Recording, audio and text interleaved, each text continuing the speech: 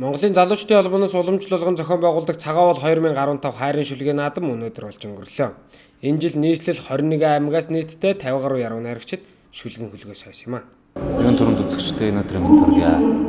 Монголын залуучдын холбоо болон Монголын зохиолчдын хэвлэл ороотой хамтарч зохион байгуулдаг хайрын шүлгийн цагаан уул наадам энэ жил 24 дахь жилдээ 17 дахь удаага болж байгаад баяртай байна.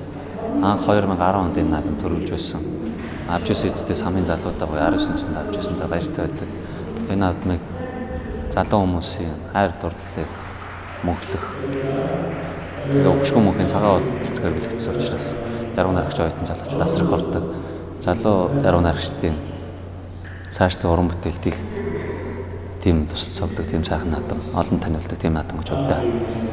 Баярлаж те дотроо асар их хүндэлж биширч явдаг тийм сайхан наадмууд юм нэгэ. Сартай хамтан үдлээ бисэг шоугийн пүүчээр өнгөрсөн байрны уран цагийн би 2013 оны цагаан уул наадам тэргүүнээр эзэлчихсэн. Тэгээд цагаан уул наадам угаасаа жил ирэх тусам нөгөө авж байгаа хүмүүсийн тэ чансаагаа шалтгаалаад үн цэнтэй өдөртэй залуу яруу найрагчдын хувьд тэгээд Эрдэнэ очирах, аюур зан, үлзий төгс гэх мэтчлэн тэ бидний үе үед уншиж ирсэн сайхан яруу найрагчдын наадам төрүүлсэн байдаг болохоор цагаан уул гэдэг наадам бидний хувьд маш үн хүндэтгэлтэй байдаг.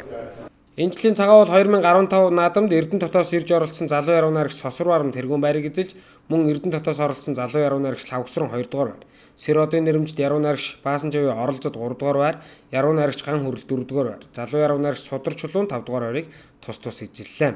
Мөн энэ жил Өвөр Монголоос ирж оролцсон Мандара тусгай байрыг эзэлсэн юм а. Хайрын шүлгийн цагаан уул яруу найргийн наадам бол бус дуулдаг яруу найргийн наадмуудаас яг дан хайрын шүлэг яг чин сэтгэлийн гэгээн шүлгүүд уншигдаг гэдгээрээ бас онцлогтой наадмын нэг гэж хувьдаа ойлгодгоо. Цагаан уул хайрын шүлгийн наадмаас олон сайхан яруу найрагчд гараагаа эхэлсэн байдаг. Хайрын шүлгийн цагаан уул наадам дөдгөөс яг жилийн өмнө тэргүүн байр эзэлж 2 сарын 14-ний өдөр андаа бас бэлэг барьсан байдаг юм аа. Хайрын шүлгийн цагаан уул наадам энэ жил 17 дахь удаага амжилттай зохион байгуулагдж байгаа нь энэ бөгөөд анхны наадамд нь Монголын үндэсний олон нийтийн радио телевизийн захирал Цагааны оюун дээр төрүүлж байжээ.